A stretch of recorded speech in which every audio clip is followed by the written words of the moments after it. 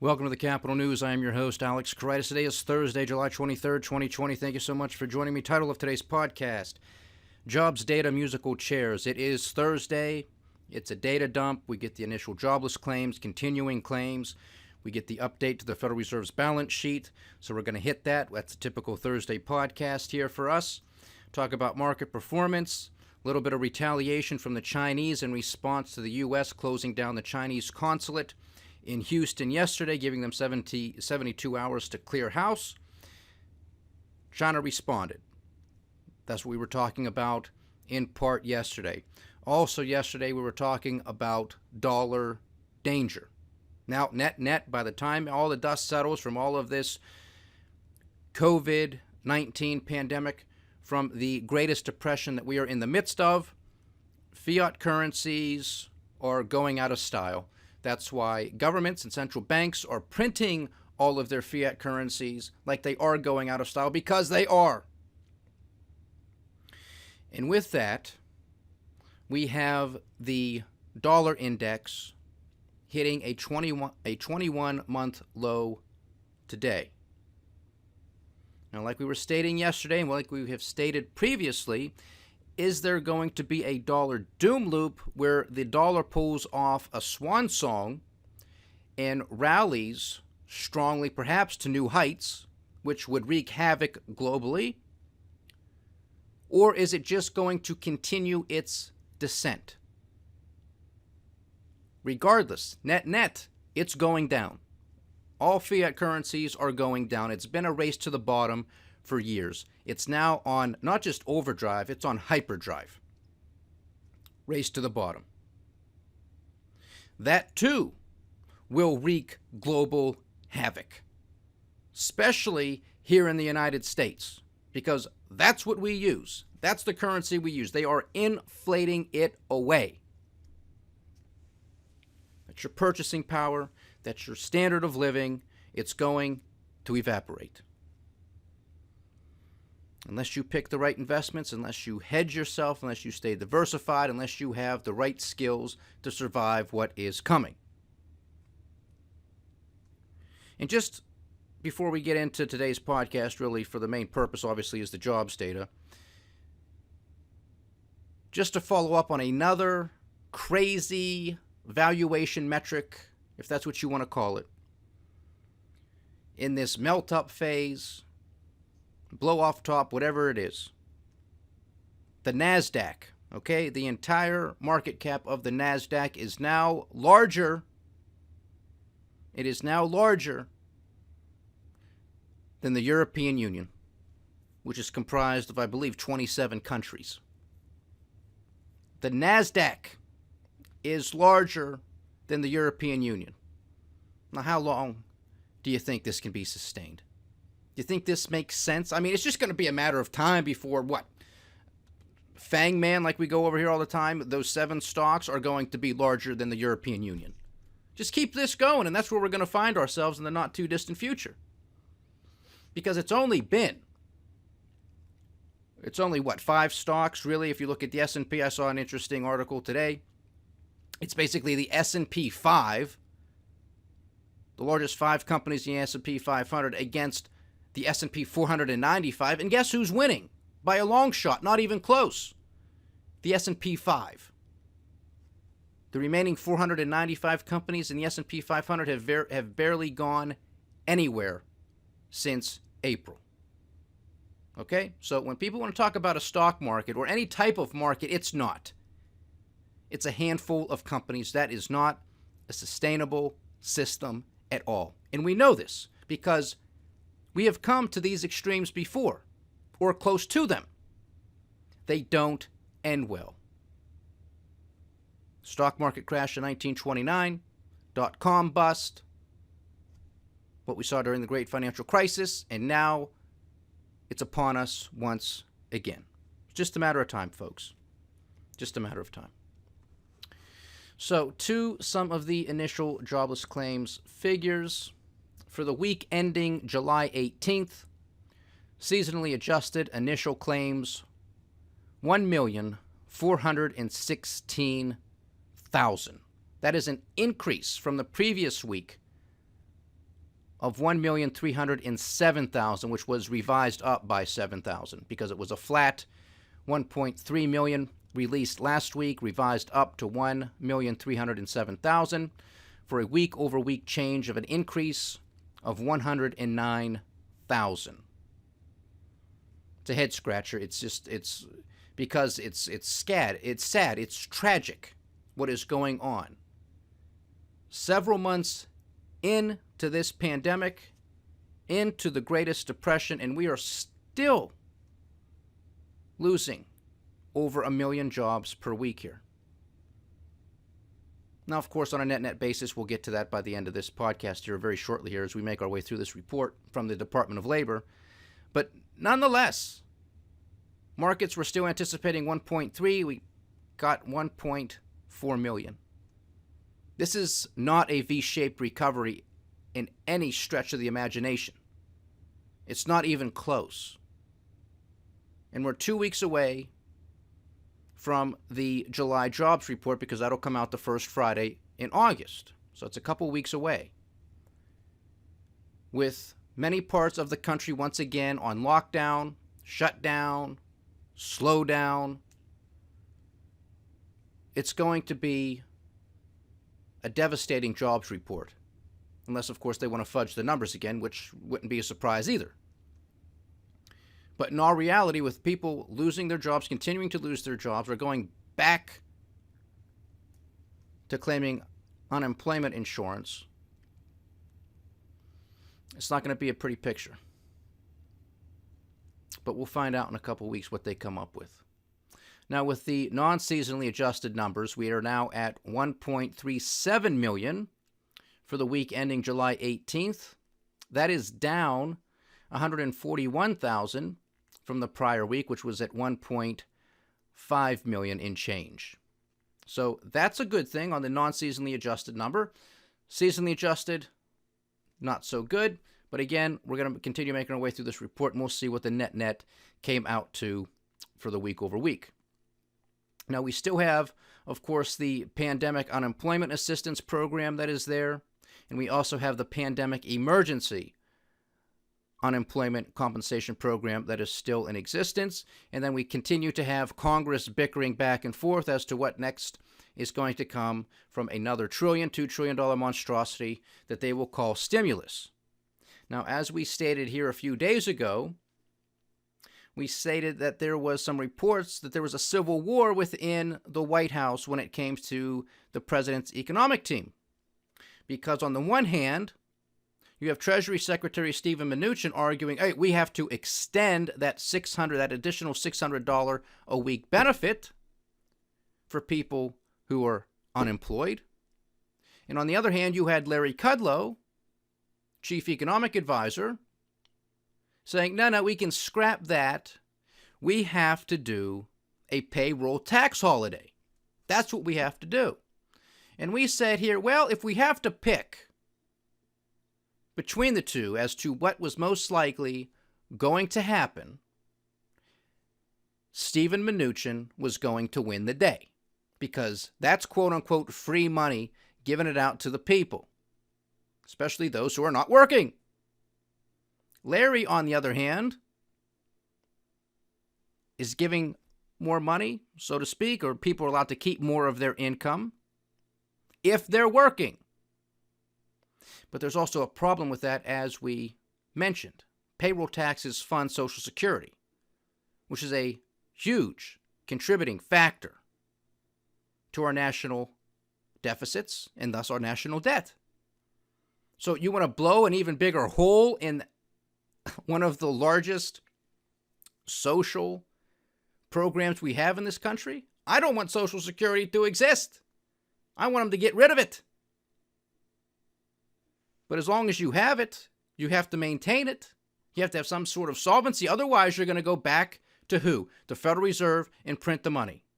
And inflation, the inflation tax is more devastating than your payroll tax.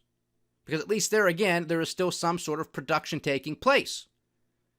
There is no production from a printing press. It doesn't make anything better. All it does is robs the value of the dollars that are already in circulation. This is basic economics. This is 101 stuff. This is not hard to comprehend. So we said who was going to win, Steven Mnuchin. It appears that Steven Mnuchin, in the additional or extending that additional benefit of $600 or some amount to be determined, is going to end up passing this next round of stimulus. No surprise here. That's what we said was likely going to happen. Now it just becomes a question of what that dollar figure is going to be. Is it going to be 500? Is it going to be 400? Is it going to be based off of a percentage of somebody's income prior to losing their job? What's going on? And then we have the Senate Majority Leader, Mitch McConnell, claiming that there are going to be further stimulus checks being sent out. So, I mean, where's it coming from? No questions asked. Just do it. Again, survey from my congressman. Where do you want the money to go? There was no option that said enough is enough. Enough is enough. Should we ask the serious question? Where's the money coming from? How is this going to be paid for? They don't even care. They don't even care. And why should they? This is a banana republic. This is what happens. They just print the money and throw it to whoever they want to throw it to. It's an election year. They're buying votes. That's exactly what's taking place here. It's also sit down and shut up money because they don't want you protesting in the streets for the main reasons, for the big issues, for the structural issues that are causing so many problems, not just in this country, but around the world. I guess we have the ability, for the time being, to kick the can down the road a little bit more than countries like Venezuela or Iran or Lebanon and so many others. I guess that's one of the privileges of being the world superpower. But how much longer is that going to last? I don't think much longer. So we continue to have those programs in existence, pandemic unemployment assistance. For the week ending July 18th, we have 975,000. That is an increase from the prior week of about 19,700. Okay. Then when we look at the pandemic emergency unemployment compensation, for the week ending July 4th, there's a little bit of a lag on this. So for the week ending July 4th, that stands at 940,000. That's an increase from what would be the prior week of June 27th of about 3,700 individuals. So on a net basis, all people collecting some form of unemployment insurance for the week ending July 4th is 31,802,715. So let's just call it 31,800,000. That's a decrease from the prior week. Again, that would go back to June 27th of 200,000, where we stood a little bit higher than 32 million. So that's a good thing. That's a good thing. More people going back to work. Of course, there is a lag on this. That takes us to July 4th. So we are still not truly accounting for all of the people who most likely, unfortunately, are laid off once again because of the various shutdowns or slowdowns or reversals in the opening of states' economies. The other issue that we are still contending with, which makes it very difficult to get a full handle and grasp of the employment picture, are those PPP loans that are still out there. Because again, for those loans to be forgiven, and most of them will end up being forgiven, is that employers have to keep and maintain payroll. If they laid their employees off, they got to bring them back. So that's taking place. And again, the question still comes down to, are these employees actually working, or are they just on payroll?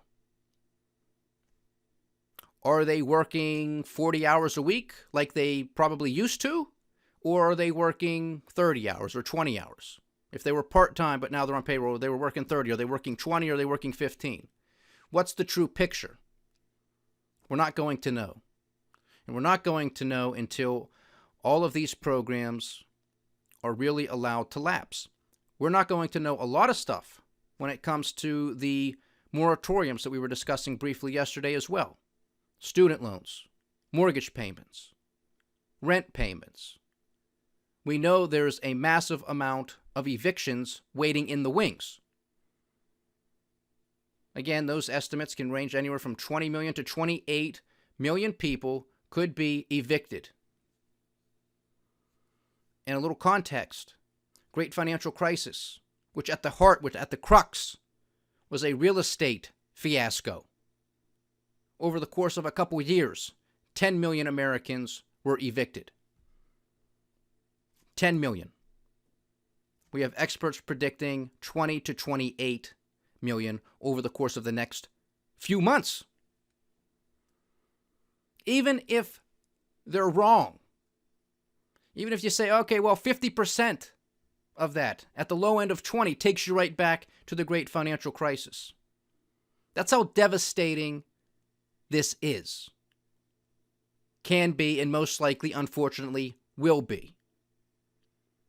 This is why we're likely in the midst of the Greatest Depression. And don't forget about what I have been stating here for a long time when it comes to the top-down, bottom-up real estate crisis. That's what we are in the midst of. This is not going to go away anytime soon. People leaving the cities, going to the suburbs. You have, now with the tensions between the United States and China, you have most likely a lot of high rollers, foreigners from China, in particular here in this instance, who are going to say, well, we're not going to go over into New York City or to San Francisco or to Los Angeles or Miami or any other major city, and we're not going to continue buying up big real estate. We're not going to do it. That's going to have a huge effect. A huge effect. Here's some COVID impact, if you will. This is out of Bloomberg. New York and London led declines in top-end house sales. Now, here's a percentage difference in total transactions in the first half of 2020 compared to the first half of 2019. Okay, so this is the difference again from the first half of 2020 compared to the first half of 2019. New York, a decline of 70%. London, a decline of 68%. Orange County, a decline of 62.5%. Hong Kong, remember, focus on Hong Kong. That'll be huge. Hong Kong, a decline of some 61%. Dubai, a decline of 53%. Miami, a decline of 52%. Los Angeles, a decline of 32.5%. You got a couple others. I'm going to go with Singapore, a decline of about 7%. And Sydney, Australia, actually had an increase of 15.4%, which is somewhat shocking to me, but because I think the housing crisis is going to take place, obviously, in a lot of those cities, a lot of those countries. Australia, I don't think, is going to be spared. Canada, nobody's going to be spared by this. It's going to get brutal. And again, that's why all of these central banks and governments are doing what they're doing. I think they know what's coming. They just don't want to look you in the face and tell you the truth. They don't want to tell you, strap in, buckle up, get ready. They don't want to come up with a real plan to say, here's what we got to do. Here's how we're going to sacrifice. It's what we have to do. We've made mistakes. And this is just how we're going to have to clean them up. No politician, no policymaker wants to take responsibility, and nobody wants to be blamed. So they go to the printing press. So everybody is now a banana republic. Welcome to the year 2020. It's nuts. Now, when we look at the Federal Reserve's balance sheet, still slightly shy of that $7 trillion threshold, but we're getting closer once again. We are now sitting at $6,964 billion in change. This is a slight increase from the week ago, up about, I think, about $6 billion or so. So not that much. Not that much, and we say not that much because we're so used to it being 50 billion, 100 billion here, 100 billion there. We're talking about trillions every day. So $6 billion seems like nothing. But if you had $6 billion in your account, you'd be ready to have a good weekend. But we are becoming very numb. We are being desensitized to all of these figures, whether it's with the stock market in these outrageous valuations, whether it's with central bank balance sheets, whether it's with national debts, national deficits, the number of deaths from COVID-19 and so many other things, the amount of drug usage, whatever the number is, people, I think around the country and around the world are just becoming, it's just another number. I don't care what the ramifications are, because it's just so much information. Every minute, every second, there's something new coming out. It's a breaking news headline. It's a tweet that goes viral. It's a YouTube video of alternative news sources that catch people's attention because it's not being talked about on Fox or MSNBC or CNN.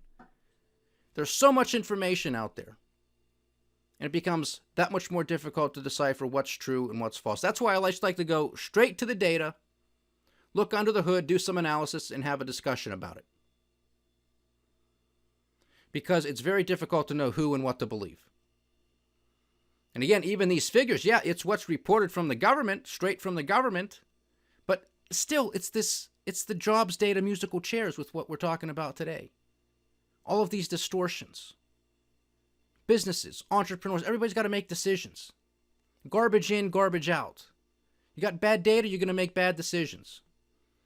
Not necessarily because you're a poor manager, but because you were given poor information. So what do you think is likely going to result? Okay, so it shouldn't be any surprise. Same thing with interest rates. A ton of information is contained in interest rates. Oh, I can borrow money cheaply. Well, that must mean I can go out there and produce things, and then magically the demand for it is just going to be there. Well, now a lot of companies, a lot of people who said that are now coming to the realization, I'm borrowing cheaply, but now there's no demand for my product or my service. And how am I now going to service my debt? Even though those debt payments might be small, or the interest payments on those might be small, how am I going to do it if I have no customer? Now, you add that up in the aggregate, not just here in the United States, but globally. This is a global pandemic. This is a global Great Depression here. You do the math. It's not a pretty picture. And we haven't even started to see that yet. That's the insolvency wave that's coming next, which we discussed a week or two ago. So check out that podcast too. Because government, central banks, they can maybe temporarily solve a liquidity crisis. Got to give money into the banks, commercial paper going around to keep corporations on payroll, keep their payroll going out, all that jazz. But they can't replace revenue. They can't replace earnings. And when you're shut down, when you're locked down, and when the economy was going down before COVID-19 anyways, there's nothing much they can do about it. Printing money is not a panacea. And free was never so expensive. And check out that podcast as well. So that's some of the statistics. That's some of the politicking that's going on with this next round of spending. Of course, again, it's money that we don't have. So we're standing, again, just shy of $7 trillion on the Fed's balance sheet. They pass this monstrosity, which they're going to. The president will sign it into law. It's going to be off to the moon once again with the Fed's balance sheet in due order. Now, to the Chinese response. They are kicking the United States, our diplomats, out of one of our consulates in China. So this is just tit for tat. How far is this going to go is anybody's guess. But again, this is jockeying for position. There is no ifs, ands, or buts about it that China wants to be a superpower, if not the superpower. You have strong men, or men pretending to be strong men, all over the world. This is a deadly game of poker, a deadly game of chicken. Who is going to flinch first? Or will this turn into something a little bit more devastating? Because if you have the world's two largest economies hooking horns in a new Cold War, This is not going to be good for anybody. Can you imagine the economic devastation that will ensue from this? Think about all of the farmers and all of those stories we were discussing for the past year and a half because of the trade deal. And how many, just as an example, because it's relevant, because we've been discussing it. How many farmers have gone bankrupt, have gone out of business, have had to close the doors? Family farms that have been around for years. Years.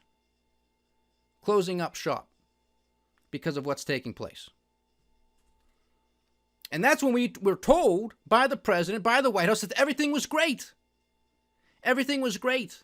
There's going to be a trade deal. And then it turned into, well, it's just phase one.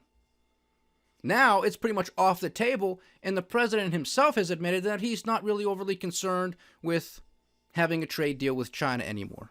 Well, I wonder how those farmers feel about that. And again, that's just the farmers. Think how interconnected our economies are, and the global economy. Because now you're going to have to ask yourself, okay, we got a Cold War. Are there going to be allies with the United States? Is Europe going to ally themselves with the United States? That's traditionally been the relationship. Well, how's that going to bode for European countries? Because their biggest trading partner, as a whole, as a bloc, especially Germany, is with the Chinese. So how's that going to play? Not good.